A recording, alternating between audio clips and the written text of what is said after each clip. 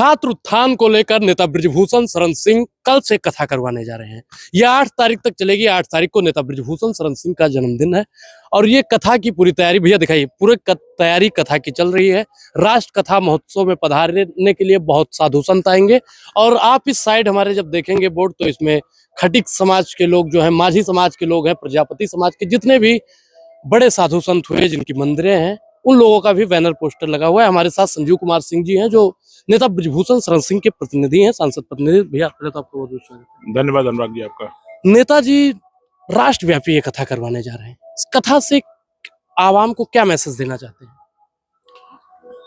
आवाम को और पूरे देश को जी सीधा सीधा एक मैसेज है जी कि सर्वधर्म समभाव जी हिंदुस्तान की आधारभूत संरचना रही है जी और कहीं न कहीं उससे लोग किन्हीं कारणों से जी विचलित हुए, जी जिससे समाज और राष्ट्र में कुछ कमजोरियां आई हैं जी और उन्हीं कमजोरियों को सुदृढ़ करने के लिए इस राष्ट्र कथा का आयोजन किया गया है।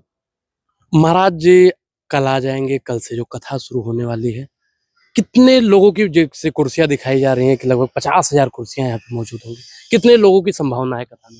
नहीं, एक तो आप वो देख रहे हैं जो 3 डोम लगे हुए हैं जर्मन हैंगर के जी। उसके अंदर 50,000 कुर्सियां हैं जी। फिर ये सामने देखिए जिसमें अयोध्या के पूज्य संतों की फोटो लगी हुई है, लगभग 5,000 की बैठने की व्यवस्था इसमें है। फिर जहां हम खड़े हैं, जहां सारे समाज की फोटो लगी है, लगभग 3,000 की बैठने की व्यवस्था यहाँ है। फिर इसके पीछे एक पंडाल लगा हुआ है जिसमें 5,000 आदमी बैठ सकते हैं। आगे चल करके नंदिनी माता का मंदिर है, उस कैंपस में भी लगभग 3-4 हजार आदमी बैठ सकते हैं। तो इस तरीके से मान करके चलिए कि 1 लाख आदमी प्रतिदिन रितेश्वर गुरुजी महाराज की कथा का श्रवण करेगा। लेकिन कुछ लोग अब इस पर भी राजनीति कर रहे हैं, कह रहे हैं नेताजी अब चंदा लेना शुरू कर दिए। किसी से कहते हैं बथुआ ले आओ, किसी से कहते हैं आलू ले आओ।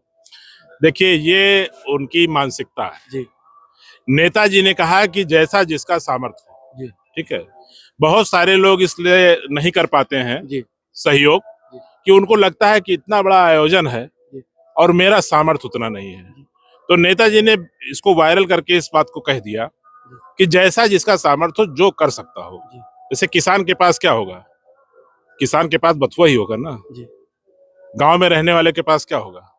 बथुआ ही होगा ना।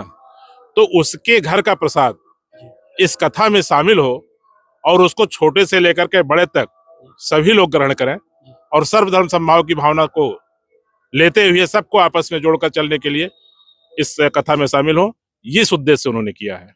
इसमें छात्र उत्थान की बात की, क्या छात्र आज पद भ्रमित हो चुका है? भ्रमित तो हम नहीं कहेंगे, लेकिन यह है कि हिंदुस्तान एक ऐसा देश है पूरी दुनिया में जिसके पास 65% युवा है और युवा किसी भी देश की सबसे बड़ी पूंजी होती है।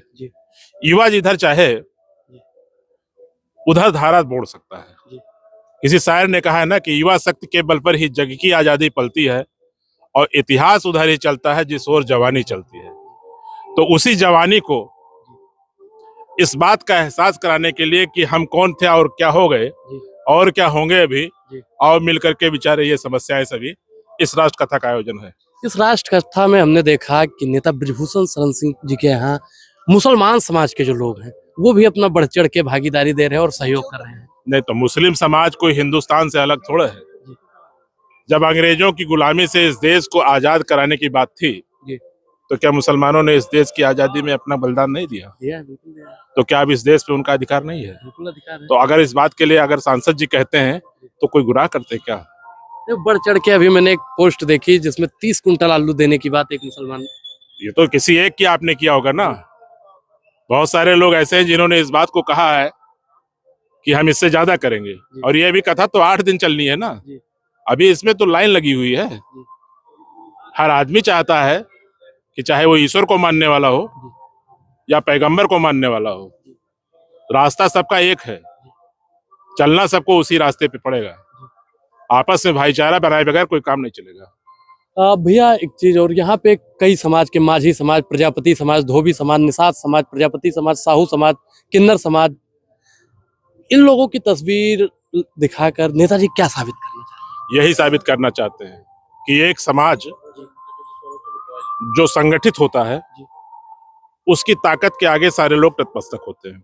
ठीक है, भारत की खूबी यही है कि सब संगठित होकर के चले। और आप देखिए 51 समाज हैं हमारे उसमें, और सब इस कथा में आ रहे हैं, अपने भक्तों के साथ आ रहे हैं, अपने गुरुओं के साथ आ रहे हैं, सारे संत हैं और सब इस कथा में शामिल हो रहे हैं।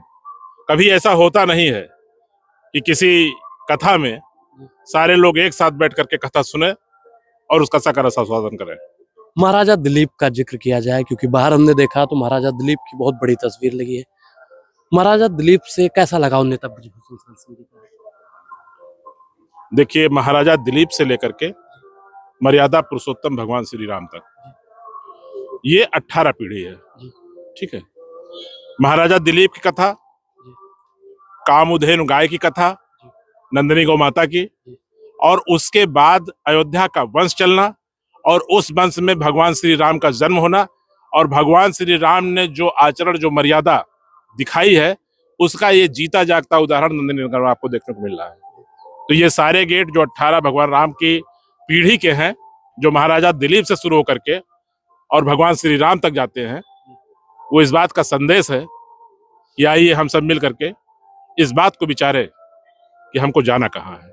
लास्ट में आप देवी पाटन मंडल जनता को क्या मैसेज देना चाहिए? मैसेज यही है कि ज्यादा से ज्यादा इस कथा का श्रवण करें, और जो पूज्य रितेश्वर महाराज जी राष्ट्र कथा कहने वाले हैं, उस राष्ट्र कथा में जो भी बातें उनके अमृतवाणी से निकलती हों, उस पे चले और फिर देखिए आनंद कहाँ है। बहुत बहुत धन्यवाद। Thank you.